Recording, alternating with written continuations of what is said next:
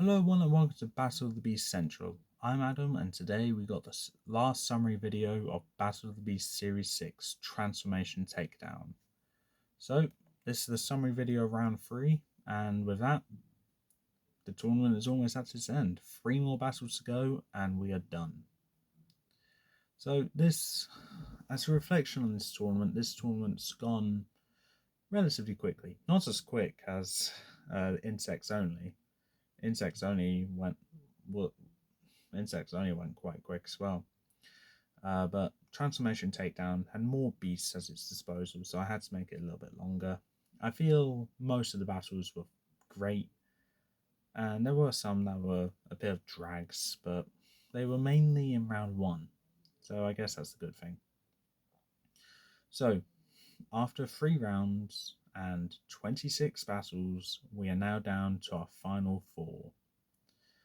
3 of them are from Series 10, Master of the Beasts, and 1 of them is from Series 13, The Warrior's Road. One by one in this video, I'll be talking about each of these beasts, who they killed in round 1, 2, and 3, and any additional comments I think is necessary. So with that, yeah, let's introduce our top 4. The semi-finalists of Transformation Takedown. Up first, we have Lustor the Acid Dart.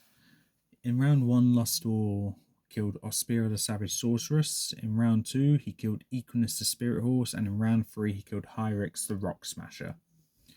In my opinion, Lustor probably had the easiest 3 victories out of all the other beasts left in this tournament, but that shouldn't take away from the fact that I think Lustor has done incredible to make it this far.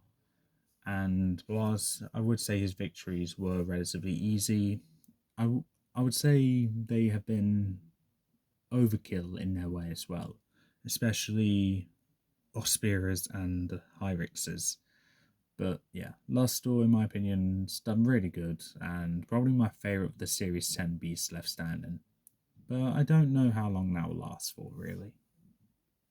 Up next, we have Tecton the Armored Giant. In round 1, Tecton killed Crocol, Father of Fear. In round 2, Tecton killed Spikefin the Water King. And in round 3, he killed Selkara, Monster of the Depths.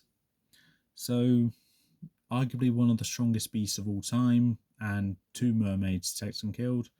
All of them were quite impressive victories, especially Selkara and Crocol's victories.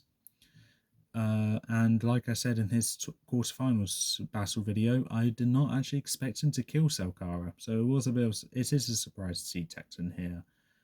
But I'm happy with Tecton being here.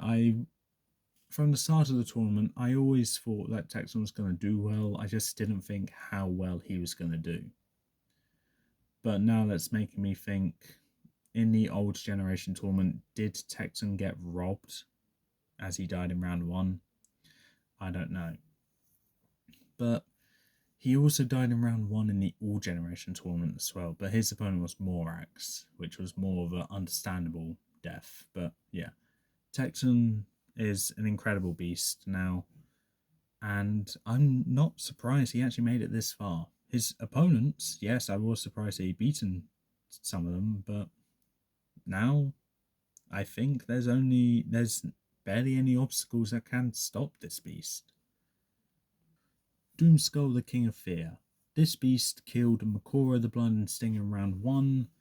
Craigerson killed the 2-headed demon in round 2. And only in the last episode, he killed Shamani, the Raging Flame, in round 3.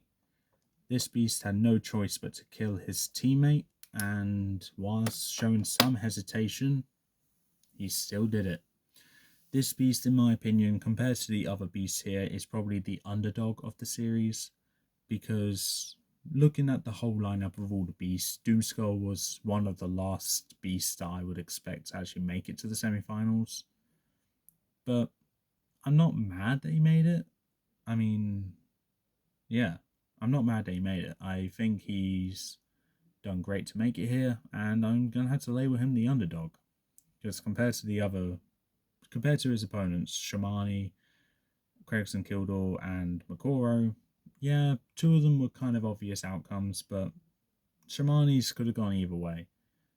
And if Shimani won, I would say Shimani would be the underdog. But yeah, either way, Doomskull I would say is the underdog, being the one I least expected to make it to the semi-finals out of the final four. And yeah, quite frankly, has surprised me. But yeah, with that wraps up the Knights of Photon that's made it to the semi-finals. Let's talk about the final beast. Cobra, Ghoul of the Shadows. In round 1, Cobra killed Zirkon the Shapestealer. In round 2, he killed Leptika the Nocturnal Nightmare. And in round 3, he killed Noctilla the Death Owl. This beast, I am not surprised, has made it this far. This beast has killed multiple... Okay, I don't know how to... Okay, let's try and rephrase that. This beast had probably the 3 most impressive victories out of all the other beasts. And honestly, it doesn't surprise me that Cobra's made it to the semi-finals. Cobra has been established in his book as one of the most powerful beasts of all of Beast Quest. And in previous tournaments, he died relatively early, but in this one, he's thriving. And with having multiple beasts he can transform into at his disposal, I think the number's at 8 now. I won't be surprised if he makes it into the finals, but I want him to have a good fight to earn his way into the finals and an even better finals battle. I know who I want him to fight, and I don't know if he would win this one. But whilst Cobra is probably the favourite to win, it doesn't necessarily mean that he will. Because in the past few tournaments, he's been established as a favourite to win and then dies relatively early. But no, this time we're in the late game and he's not dead yet. Will he die though? I don't know. What I do know is though, Cobra has the best victories under his belt in my opinion, and probably is the most entertaining beast to use in this tournament because I love the creativity I have with the transformation aspects. Plus the whole creepy menacing vibe I give him as well is another add-on which I really like. So yeah, I actually like using Cobra in this tournament. He's probably my favourite beast in this tournament that I've been using in battles because of the creative aspects. And with that, that's it. That's the semi-finalist of Battle of the Beasts Series 6 Transformation Takedown. All of these beasts have done incredible to make it this far, and they've all had at least one victory under their belt, which was a bit unpredictable. And so maybe an easy one, which was an obvious outcome, but I would say most of their victories have been incredible, and they've all earned their spot here. I really have no idea who's going to make it into the finals. I also don't have an idea who'd win, because it really depends how the battles are narrated, how they're done, but also who goes against who. I know which 2 beasts I think will make it into the finals, but if they get paired up against each other, I know one of them's definitely not. But if they don't, and for all I know, they both might die in the semi-finals. Look, I don't know. What I do know is, though, this has been an incredible tournament in my opinion. Fun to do, and by the time I believe this video is out, I would have recorded this video ages ago. Today for me, as the time I'm recording this, is the 5th of February. And by the time this video is released, I don't think I'll even be in the same location as I'm recording this video. I, of course, don't know that off the top of my head, but hold on. 7, 8. Trying to count now, bear with me. Yep, just did some counting, and yeah, I actually won't be here when this video is released.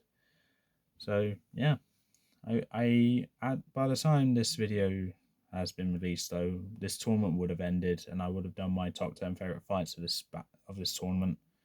But yeah, it's a bit of a surreal moment for me, really. But seeing the top 4, I expected most of them to make it quite far.